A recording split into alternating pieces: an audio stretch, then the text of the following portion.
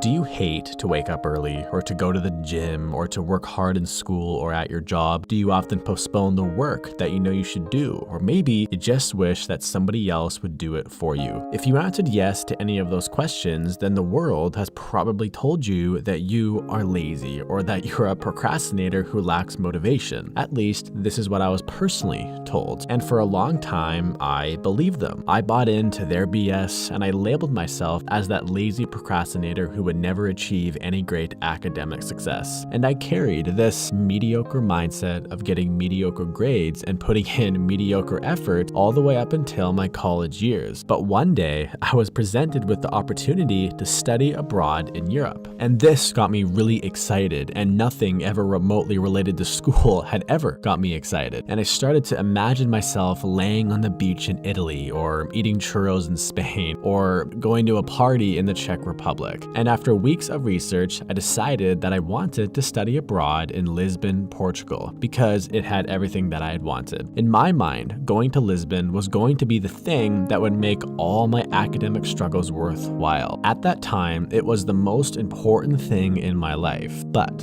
when I was talking to one of my professors about the exchange program, I learned a few interesting things. I learned that Portugal was the #1 most popular choice among all the students. So there was going to be some competition. And then I learned that my university chooses where all the students go based on how good their grades are. And at this time, mine were okay at best. And then I learned that only 4 students are selected to go to Portugal, which meant that if I wanted to go to Portugal, my grades needed to be in the top 1% of my entire business program. So it was me, the lazy procrastinator, going against all the other kids who had dedicated their entire lives to school. That was my competition. So the next day, I started to study really hard, way more than I ever had in my entire life. I can still remember walking through the library and seeing the other kids from my class who I knew wanted to go to Portugal.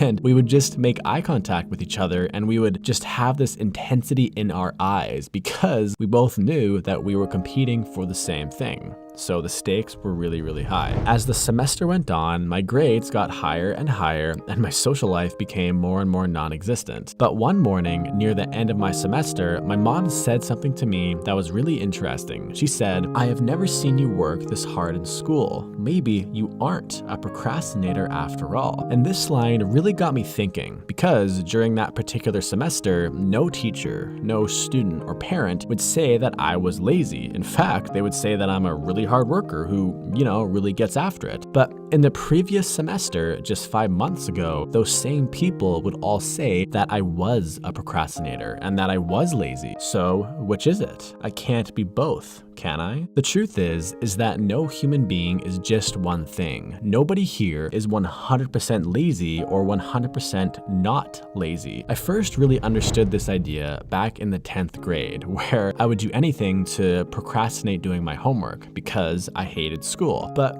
I would put everything on hold in order to play a computer game called StarCraft 2, which is actually a national sport in South Korea. And I would spend hours just researching how to get better at StarCraft. I would practice my skills, practice different strategies, and at one point, I actually beat one of the top 200 players in North America. I'm not saying this to brag, I'm saying this to make a point that when it came to school, I was really lazy, but when it came to gaming, I was the opposite. So the question, how do I stop being lazy, isn't actually a great question to ask yourself. A much better question would be, why am I feeling lazy? And the reason why I was feeling lazy, and why probably most of you are feeling lazy, is because we were all doing the wrong thing. Maybe you're studying the wrong stuff, or you're working at the wrong job. When you feel lazy, you should pay attention and take notes, because sometimes that is your intuition or your body or spirit or whatever you want to call it saying to you, hey,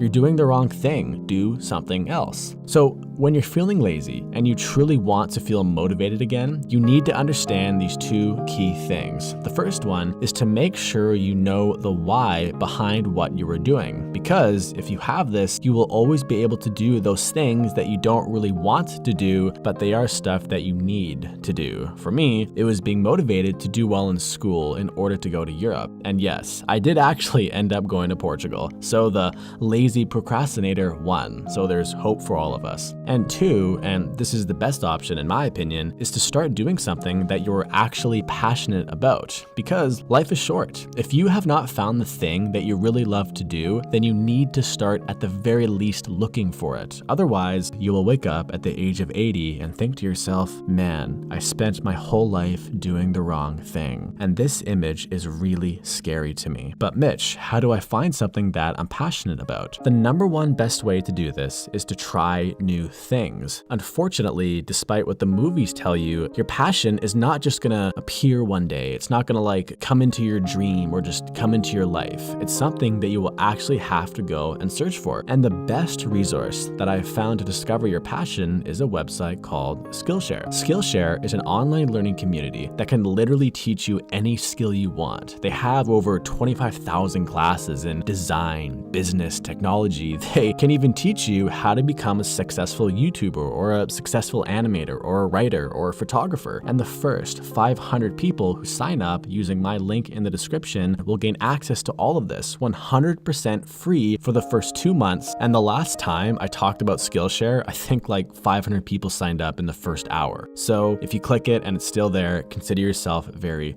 lucky. Let's make 2020 the year where we finally start doing the things that we love to do. Thank you for watching, and I'll see you soon.